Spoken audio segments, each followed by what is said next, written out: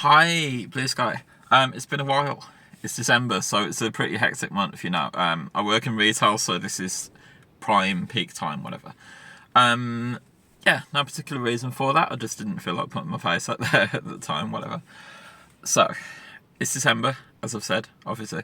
It's the time of Christmas parties, Christmas functions, and do's and things like that. I've actually been to two massive ones this month that I kind of want to talk about. One of them was the Ginger GP Spill the Tea party. And I'm getting more comfortable with talking about the fact I'm with Ginger GP because I've met some of the other people there. I've met the people that run it. I've met fucking Helen Wellaby. Oh my god, she is amazing. She is such a lovely person and she's so nice to talk to, and I might have fucking cried when I met her. But look, yeah, we went to this big party, this big Christmas bash. It was in Birmingham. It was at a place called St. Josephine's. It's an amazing club. It's a drag place. So we had drag artists, we had celebrity influencers, people I'd never met before. Didn't really know who they were, but apparently they were famous, so it's fine. And about 100 fellow trans people. And oh my god, I've been mentioning over the past year how I've been struggling to find the local trans community. It doesn't seem to exist in my city, and I met so many people that are from my city, from like hyper local to me, and people from all over the country. It was fine. Bad as it sounds, I actually met my first trans men at this gig. Well, the first people that I know openly to be trans men. I mean, obviously, I will know trans people. It's just unless somebody tells you they're trans, you don't know they're trans. So why would I, why would I know?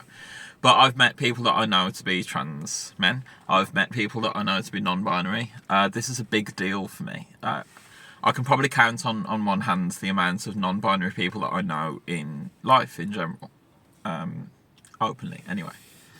It's fine. Right, so they have this big party and all these trans people turn up and it's amazing and it's massive and huge. Towards the end of the night the music got a bit loud, so I ended up running away, but it was fine. That's actually not the party that I want to talk about. That was good, that was fine, but I knew it would be because we're all transgender. I'm with people that I trust and love. I'm with my counsellors are there, my doctors are there, and whatever. Really good, positive environment. So actually, the party that stood out for me was with my cis friends, and I say friends, they're colleagues. And that was the work Christmas party. Now, the work Christmas party was a sort of unofficial thing, and it was held in Reflex, which is an 80s bar. It's kind of like a Pop World kind of vibe if you've ever been there. So again, we're in Birmingham. But this time we're on the main strip. We're on Broad Street. It's a trip. It's an interesting place. I've never been for a night out on Broad Street before, so this was a bit of an eye opener. But look, I went all out. I wore a sports bra with a shirt over the top of it. I looked amazing. I felt amazing. Yes, my tits are out there for everyone to enjoy. It's fine. So I'm there with a bunch of work friends. Now, a lot of my work friends are fine with me being transgender openly to my face. I don't know what it's like behind closed doors. I don't particularly care.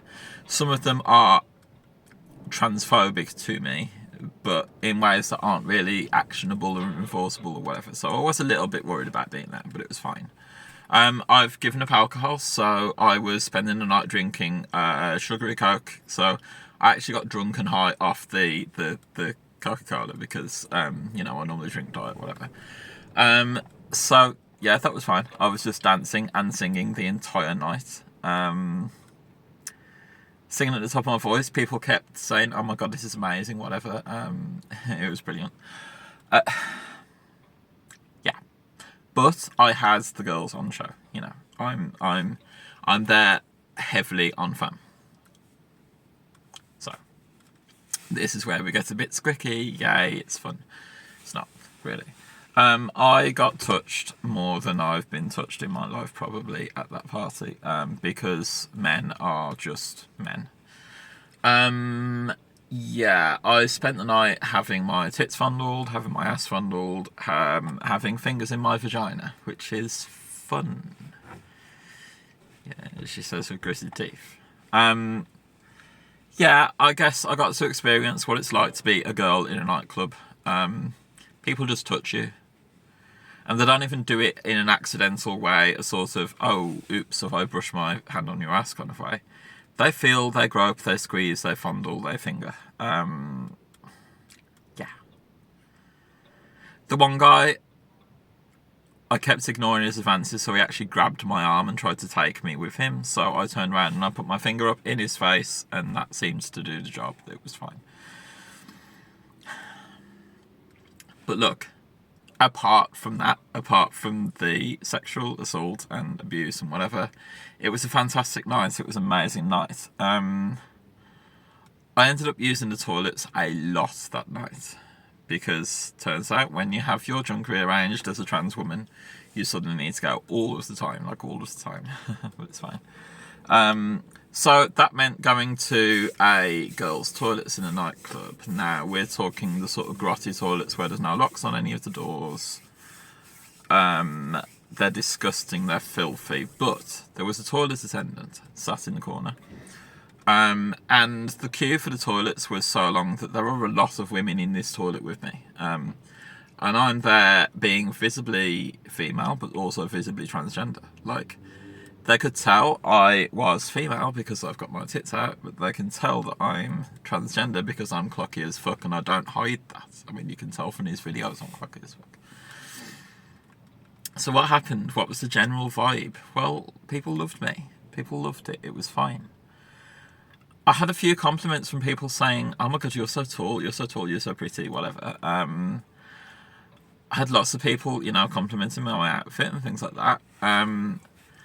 Actually, towards the back of the queue, I heard someone say, how come they get to go in before me? I'm actually a lady. The response from all of the people in the queue for this toilet was to tell her to fuck right off. It was amazing. Having an entire queue of women stand up for me in a nightclub when they're all drunk and they're all pissed and they could really, express their true feelings was wonderful and amazing. And look, they all had my back and it was a brilliant night. When I came to leave, I realised I'd parked a bit far away. I had to walk to my car, and I realised the way back was going to be quite uncomfortable. And this harmless bloke who'd been asking us for money all night was actually being really nice to us all night. So I said to him, look, if you can walk me back to my car, I'll give you 50 quid, He's helping me out, I'm helping him out. I kind of felt bad for taking him off his patch, but look, he walks with me, he walked me through Birmingham, it was fine. He was great. I did slip and fall on my ass and ruin a pair of jeans with blood, but what can you do? It's fine. But then I realised that actually if I had been on my own, it would have been worse. Yeah. So, general thoughts of Broad Street. It's fucking manic. Reflex as a bar has got these gates at the back that open up onto the street to fit an ambulance in.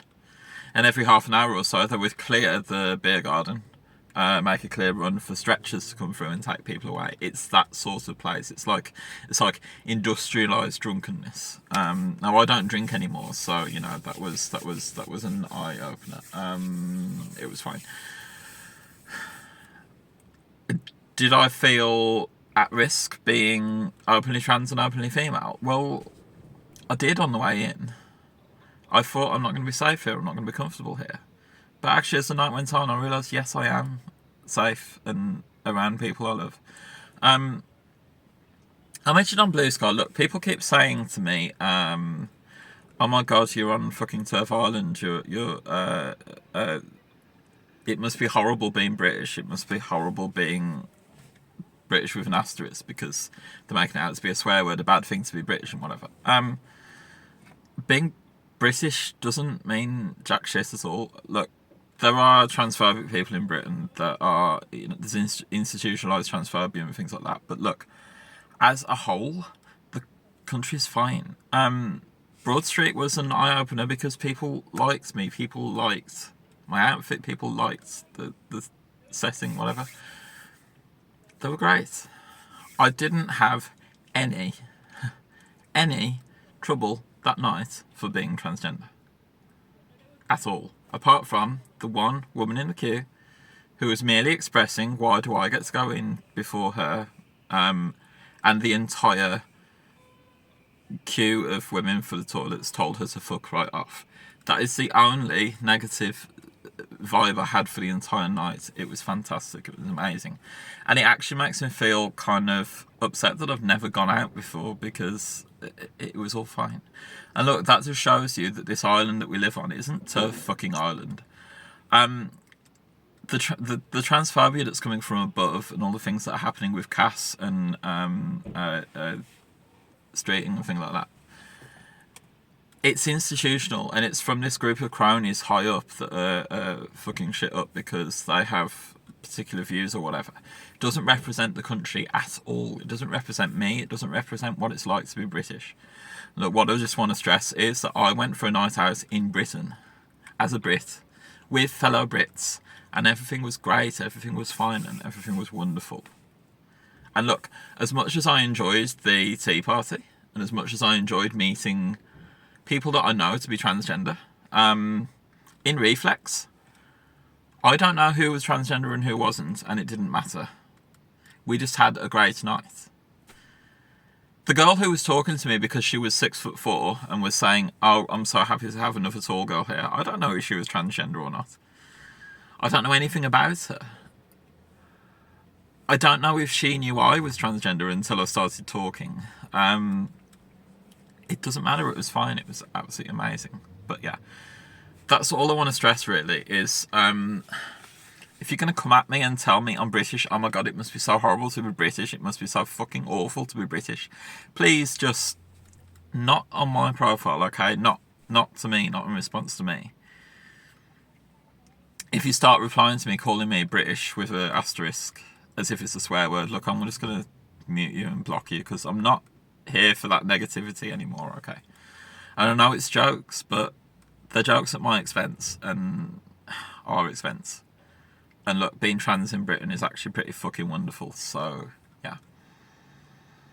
I know there's a chance that on the back of Wes Streeting and other transphobes, adult care could well be banned within the next year in Britain. But that's institutional, that's from above, that doesn't represent the people of the country and the people that I spend time with. And as much as I might post things about my workplace and transphobes in the workplace, I'm picking up maybe one or two people from a store of 150 people, so please don't take that as representative of my workplace either. My customers are generally shit, but that's where I work. All of my customers are shit. It's not a transphobia thing, it's just that's just what people are like. Okay, so trying to put a positive spin on things that have been, you know, might come across on my profile as pretty negative, but yeah. Yeah, that's all I wanted to say really. Both nights were fantastic, both nights were amazing. I've met good friends off the back of both of them. Yeah. If you ever want to talk about this, by the way, I know that it's a big deal that I'm openly transgender, openly clocky. I'm out to friends, family, work, Facebook. Everybody in the world knows that I'm transgender. I have no secrets and no... I'm not in the closet in any aspect whatsoever. But you may not be, so look, if you ever want to talk about this, my DMs are here on Blue Sky. Just drop me a DM. Yeah, it's fine.